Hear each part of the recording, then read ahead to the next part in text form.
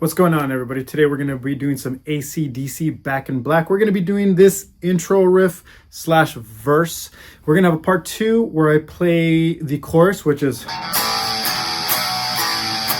but we're not going to be covering that today. So grab your acoustic or your electric and let's get started. Okay, guys, for this riff, let's turn off the distortion for now so I can just show you it, and then we'll turn it on a bit later. So in the beginning, we got these mutes. I think it's three, if anything, 1, 2, 3. Then we come into it like that. So the way you do these mutes is you're just going to be touching the strings, but not pressing on the strings. So when you play, you're just touching them and you get this muted sound. And if you hear more than 3 in a song, if it's 4 or 5, whatever, just add that. But I'm going to go with 1, 2, 3. Now we're going to come into our first chord. So this chord is what's known as an E5 or a power chord, E power chord. What we're doing here is we're going to be playing the 6th string open, and the first finger is going to be fret 2, string 5 together. Now when you play it, you don't want to hold it out. You want to pluck it and stop it. Now, I tend to mute with both hands. So when I pluck over here on the left, I'll touch the strings, but I won't press them down. I just touch them.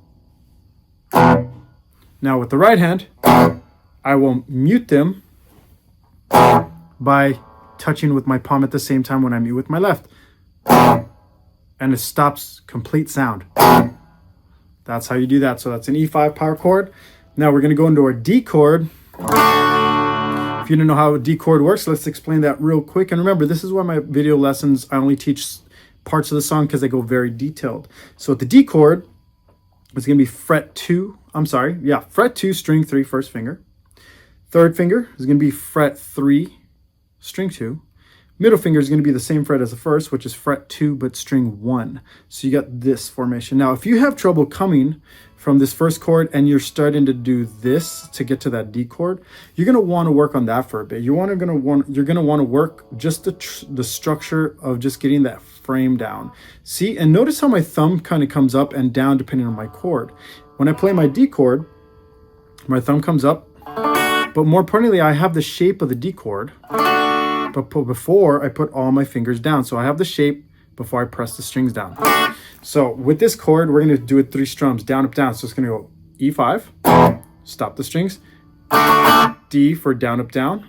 And then for the D major, you'll be playing 4, 3, 2, and 1 strings. And then once again, once you're done, 1, 2, 3, you stop the string right away. See, and I let the pressure off of my left, and I stop the strings with my right. So putting that together goes like this. Rest. Got it? One more time.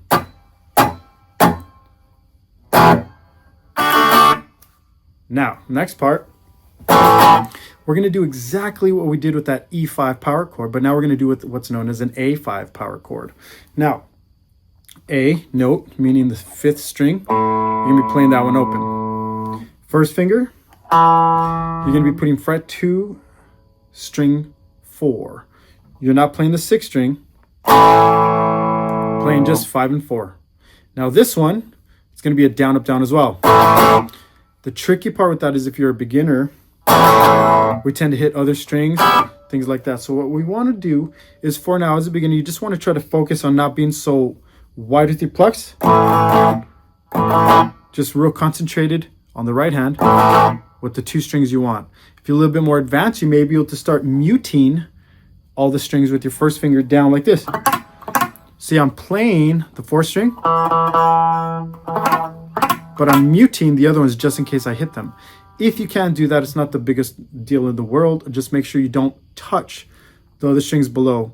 With my thumb, I'm muting that 6th string out as I play. So I'm only hearing 5 and 4. Just like that. So putting that all together from the beginning, it's going to go like this.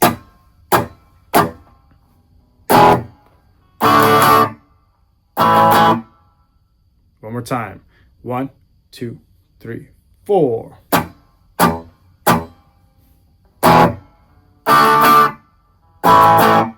That right there is going to be your first marker to get to. try to get that far. And if you need to, you can always play it slower, but play it more balanced. Listen to how I do it this way.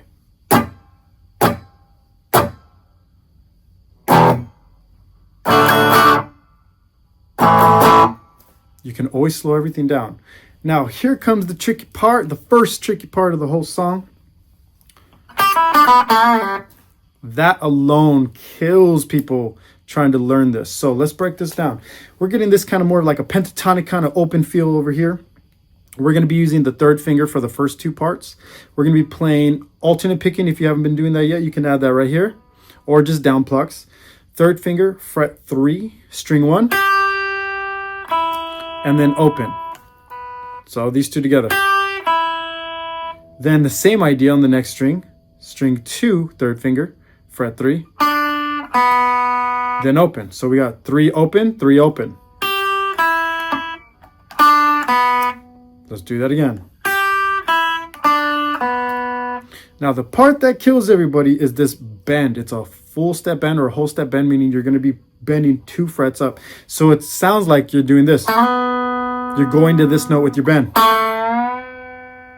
Okay? But it happens very quick. So the idea is getting the technique down properly on how to do this bend. So let me put it into context so you can hear it. This alone, I believe I do it in 4 steps. First is the pluck. When you pluck, that's 1. Now you're going to bend up, bring it down. That's 4. So 1, 2, 3, 4. Now you pull off at the end, but let's work into that. First step is the pluck into the bend up a whole step. Right there, you want to kind of squeeze, the way I do it at least, is I squeeze with my thumb up.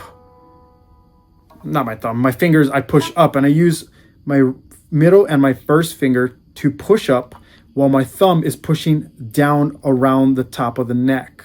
So I'm pushing inward with my thumb. As I'm pushing up with my fingers, my thumb is coming towards them. So I'm kind of trying to close my fists, and I'm moving these more from the knuckles into the bend upward while this one's pushing down. So like that. So you're going to want to practice that. You can see how my knuckles and everything is moving as one from the bottom. So when I do that from here, now I'll kind of put my whole hand over it, and I'm aiming for 2 frets up on that sound. You want to have that sound in your head when you go into it. Now, that's going to be the first 2 steps. So 1, 2. Now you bring it all the way back down to its natural state of the note. Then you're going to pull off.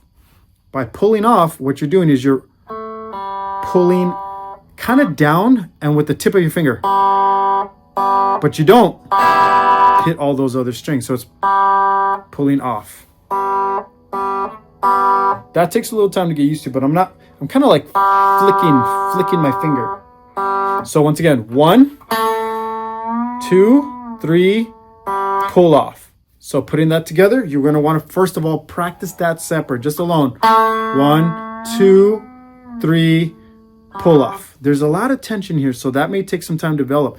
It could take you a week, it could take you 2. I've had students when they're learning this take up to a week to 2 weeks just to develop that technique before they even try to work on speed. That's fine. There's nothing wrong with that. So putting that together from here, 3, 0, 3, 0, 1, 2, 3, pull off.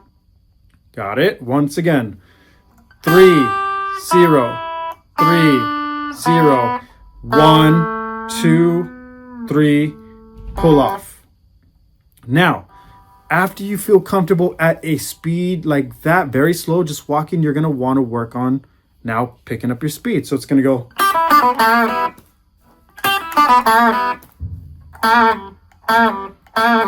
Takes time, but when you do it evenly. See how I can play it at any speed, but I keep the notes even. That's what's most important. Okay, so now, once you get up to there, you're going to work from the beginning to there. That'll be your new halfway point. So let's do that.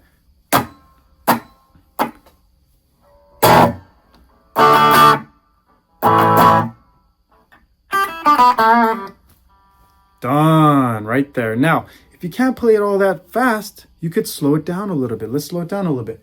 1, 2, 3, rest.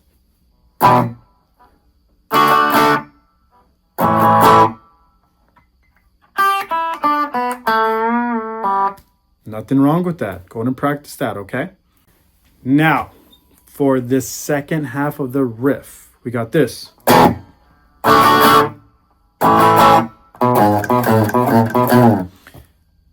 We're almost done, to be honest with you, because we already know, well, what's the name of this chord? You should know the name of this chord. What is it? It's an E5 chord. You need to remember these names. If you can't identify, remember, this chord will never change. As long as you see it in this area and you see an open note and it looks like this, it's always going to be an E5. Okay? This is always a D major. Now, same strumming. So we got E5, 3 on D major. What's the name of that one? A5. So those stay the same. But now we got... Now, this is arguably the next hardest part of the song until we get into the crazier ending, which I'm not teaching now. Maybe I'll do it down the road if I get enough requests. But for now, let's talk about this one. Now, this is pretty fun to do. Plucking-wise, you could do what's known as inner string plucking. You could pluck down on the 5, up on the 6, but they're inner string, meaning you're between 5 and 6 when you do it. I sometimes just do down, down, down, down, like this. Down on 5, down on 6, down on 5, down on 6. Kind of sounds Mexican party song. But anyway, so now, let's learn these notes real quick. Once again, this you could use downs or down, up, down, up. Everything on the bass note or the root note over here, the bottom note is always going to go fret 2, string 5, fret 2, string 5. And it's always going to be first finger. Down. Next note, third finger, in this case, is going to be fret 4, string 6. So we got 2 on the 5, 4 on the 6. Now we're going back to the 2, 5 on the 6. Back to 2, 6 on the 6. Last one, back to 2, 7. Now, the thing about that 7 is it's called a unison. These are exactly the same notes. This is a B. Wait, what is that? A, B, right? Yeah, on the 7 note, on the 7 over here. B and a B, B and a B, B and a B. Fret 2 is a B. Fret 7 on the 6th string is a B. Can you hear how they sound the same? They're a unison, but they have a different timbre. So this one has a little bit more of a bassier sound. So don't be worried if you're like, well, why is it the same sound? Why can't I just play it here? Because we also add a slide at the end. We'll get to that in a second, but let's work up to there.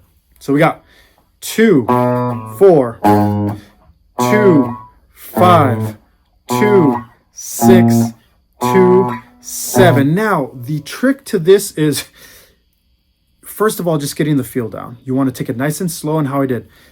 2, 4, 2, 5, 2, 6, 2, 7.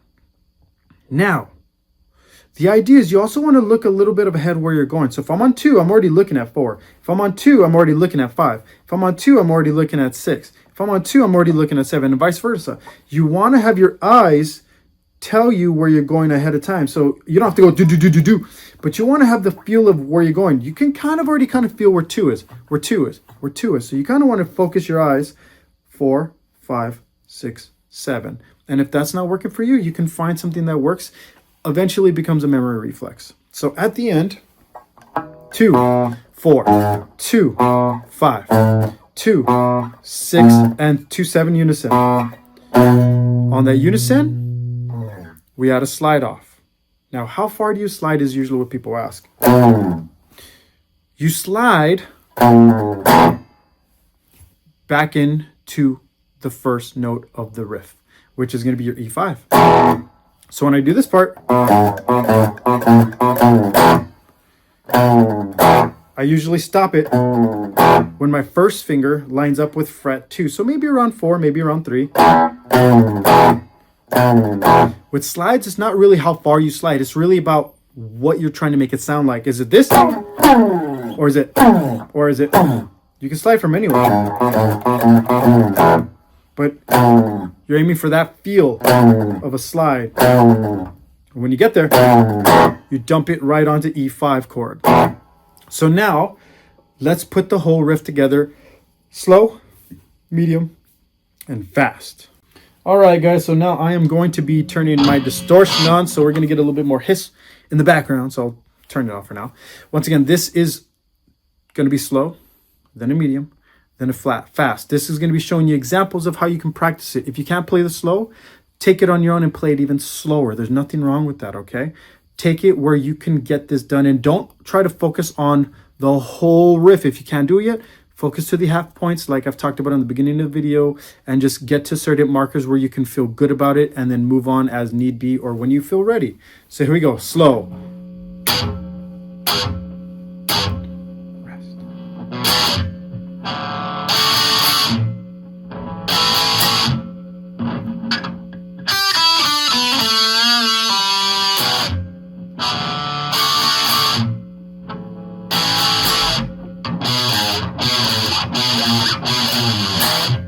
That's technically, that first note is the beginning to redo it all again. Okay? So I'm going to leave you with that. Now let's do a medium. 1, 2, 3, 4.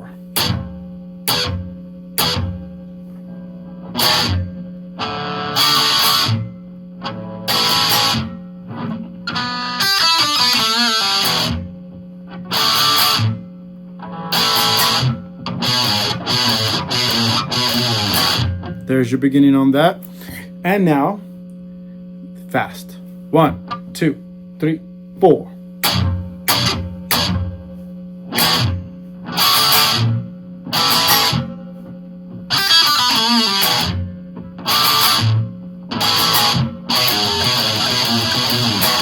Alright guys, that's it for this guitar lesson video. Hope you enjoyed it as always. And if you need more help with guitar lessons, I am a guitar instructor through video chat.